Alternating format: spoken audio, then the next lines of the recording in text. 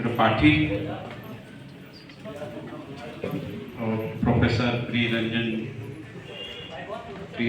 जी, respected Muthu Kumar ji, Dhirendra जी, यादव जी, सभी उपस्थित गणमान्य शिक्षकगण, विद्यार्थी और मेरे मित्र विवेक उमराव जी। मैं जब दिल्ली से चला था तो लोग कहने लगे कहाँ जा रहे हो आप? तो कोई देखिए आपके खगड़िया का भी ऐसा था, लोग ने वहाँ कोई कॉलेज वाले नहीं, आप कहाँ चले जा रहे? तो मैंने कहा देखिए मैं तो विवेक उमराव जी के पास जा रहा हूँ, बाकी सब उनको ही देखना है। और यहाँ आके मैं चमत्कृत रह गया कि इतना बढ़िया कॉलेज बनाया है। और मैंने बहुत सारे देश भर में सैकड़ों लेक्चर दिए हैं कॉन्फ्रेंस सेमिनार्स में, लेकिन विद्यार्थी इतने शांति से बैठे हैं, ये एक बड़ी उपलब्धि है इस कॉलेज की।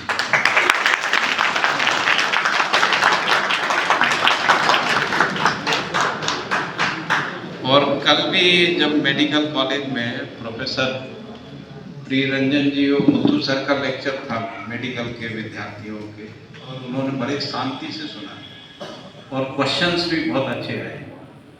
मतलब एक क्वेश्चन उसमें ये भी था कि एआई राइट है या रॉन्ग है ना।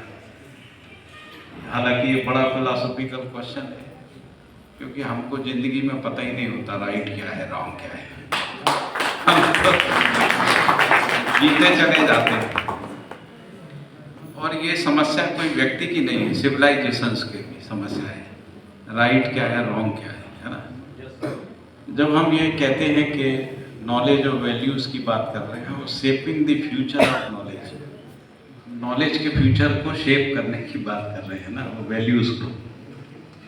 और दूसरा जो टॉपिक है जिसको कह रहे हैं कि समकालीन शिक्षा और एम्प्लॉयबिलिटी, और वो भी उसके पहले शायद होलिस्टिक शब्द भी लगे, होलिस्टिक डेवलपमेंट। ये बहुत बड़े बड़े शब्द हैं।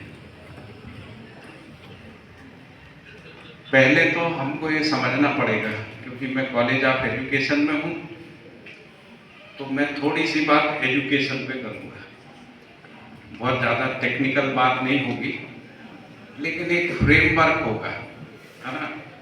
विद्यार्थी और शिक्षक यदि उस फ्रेमवर्क को अपने दिमाग में रखेंगे तो एजुकेशन को ठीक से समझ पाएंगे।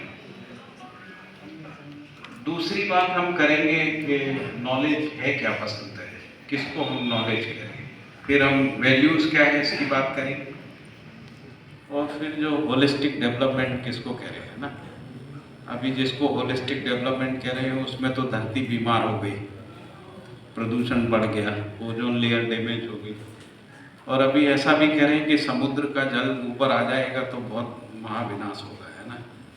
और यदि ध्रुव की बर्फ पिघल के ध्रुवीय असंतुलन हो गया तो शायद चुंबकीय धारा भी डिस्टर्ब हो सकती है, उससे धरती जो है धूल दूषित हो सकती है ना।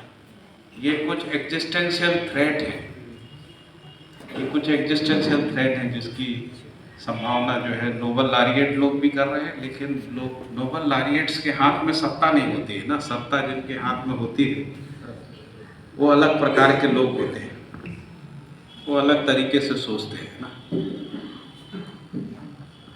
तो शिक्षा की यदि पहले बात की जाए, क्रम से थोड़ी थोड़ी सी बात करेंगे, बहुत सारी बात हो नहीं सकती है ना इतने सारे मुद्दों के ऊपर, तो फ्रेमवर्क में बात हो सकती है ना। फ्रेमवर्क को समझना जरूरी है।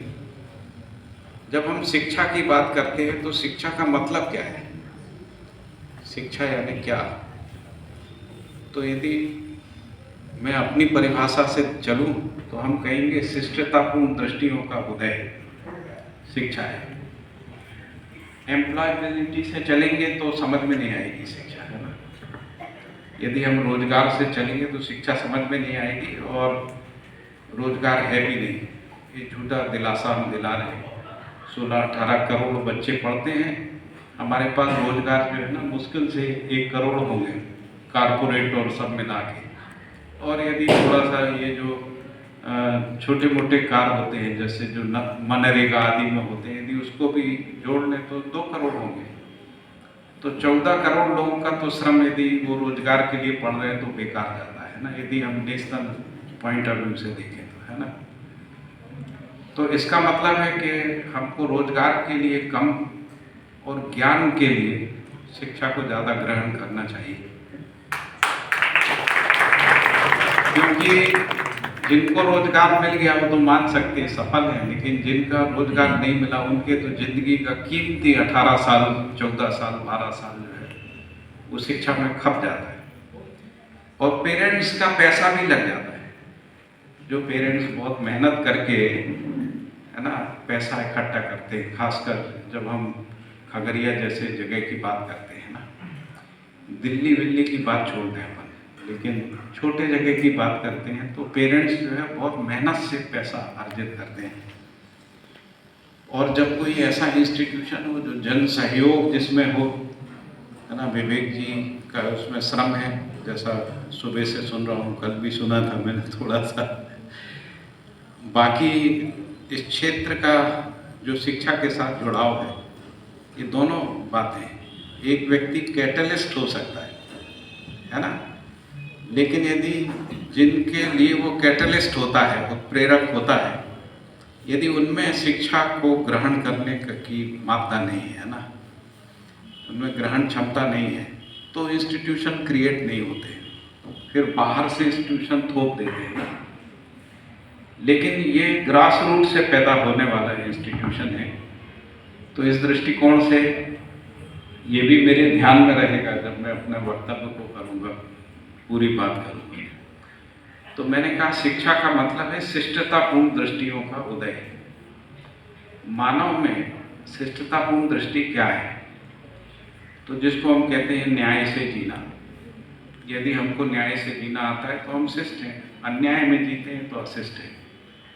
यदि हम अपराध में जी रहे हैं तो हम अशिष्ट हैं, अपराध के लिए जी रहे हैं तो भी अशिष्ट है ना।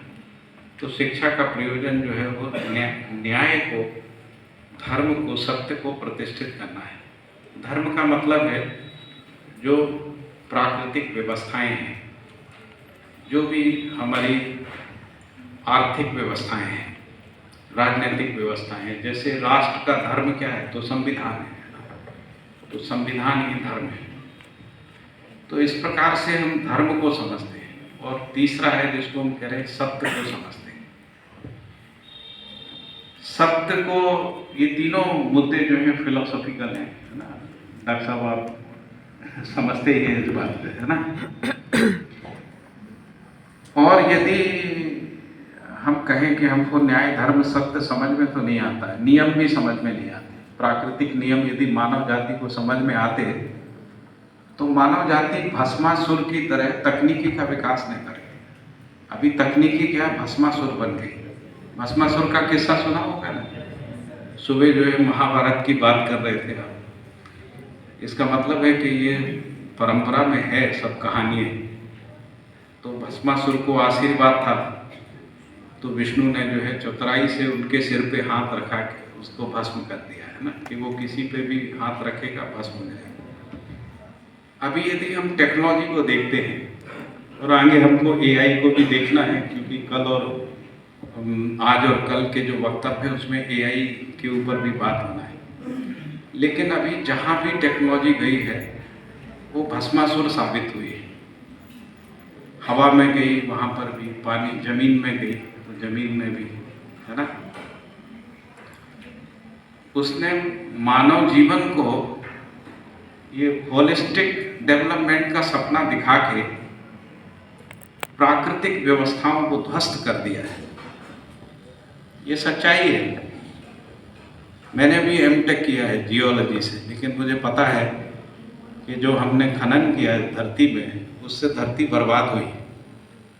धरती में जो क्लाइमेट परिवर्तन का जो दौर शुरू हुआ है, क्लाइमेट परिवर्तन से हमको बहुत फर्क नहीं पड़ता।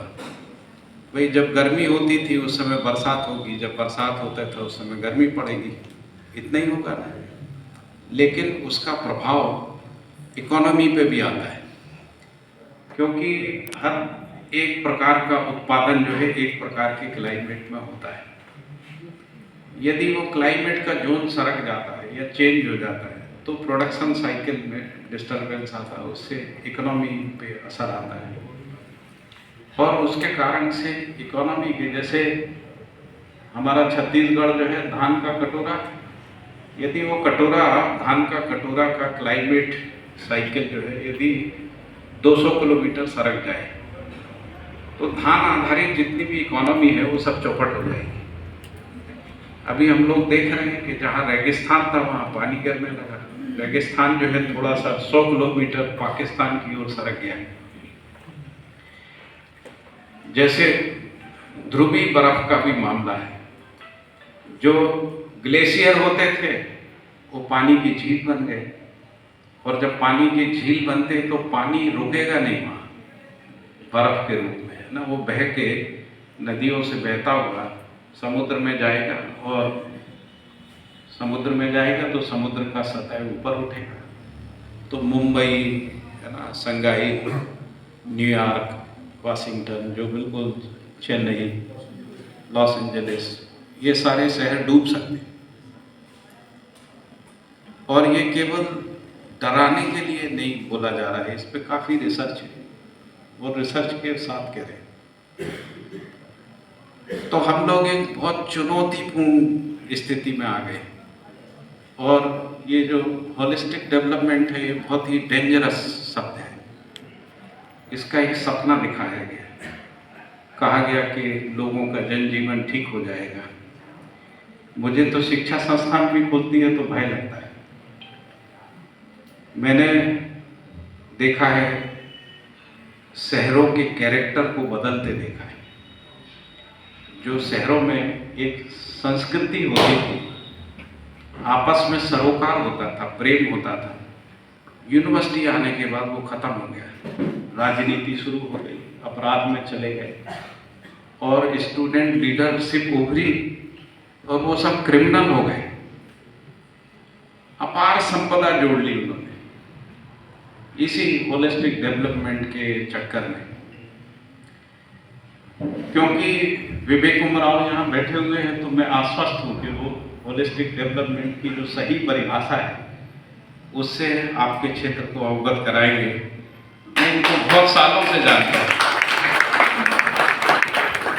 ये एकदम प्रतिबद्ध है, और खुद का जीवन भी इनका ऐसे ही रहा। ये पैसे के लिए नहीं दौड़े, समझ के लिए दौड़े, वैल्यूज के लिए दौड़े, और रियल, जिसको हम रियलिस्टिक डेवलपमेंट कहते हैं, उसको समझने के लिए प्रतिबद्धता है। मैं पिछले 25 साल से देख रहा हूँ। और जब विवेक जी जैसा कोई मार्गदर्शक किसी इंस्टीट्यूशन में रहता है तो अधिक संभावना यही रहती है कि ग्रोथ होगा, लेकिन वो ग्रोथ ऐसा होगा जो नियंत्रित होगा, जो मानव के लिए जरूरी ग्रोथ है, विकास है, वही होगा। और यदि नहीं होगा तो विवेक जी वहाँ नहीं रहेंगे, वहाँ से चले जाएंगे, है ना, ऐसा इनको मैं देखता हूँ। तो मैंने ये कहा कि शिक्षा जो है शिष्टतापूर्ण दृष्टियों का उदय है। अभी हम लोग जिस तरीके से जी रहे हैं उसमें हम पशु मानव और राक्षस मानव की तरह से जी रहे हैं। पशु मानव का मतलब होता है हम स्लेवरी में जी रहे हैं, चाहे वो इकोनॉमिक स्लेवरी हो या पॉलिटिकल स्लेवरी हो, दासता उसको कह रहे हैं, या राक्षस मानव पूरी दुनिया में जो युद्ध के लिए और हिंसा के लिए लगे हुए हैं वो सब राक्षस मानव है। तो ज़्यादातर सत्ताएं ऐसे राक्षस मानव के हाथ में ही है, और वो उसी तरीके से सोचते हैं। राक्षस मानव जो है उसमें क्रूरता प्रधान, दीनताहीनता होती है, क्रूरता प्रधान है, और इसलिए पूरी दुनिया में युद्ध होते रहते हैं या युद्ध की तैयारी होती रहती है। युद्ध के लिए हथियार के विकास में IIT जैसे इंस्टीट्यूशन लगे रहते हैं। दुनिया में सबसे ज़्यादा जो रिसर्च होता है वो डिफेंस में ही होता है, और फिर जो रिसर्च होता है वो भोग की सामग्री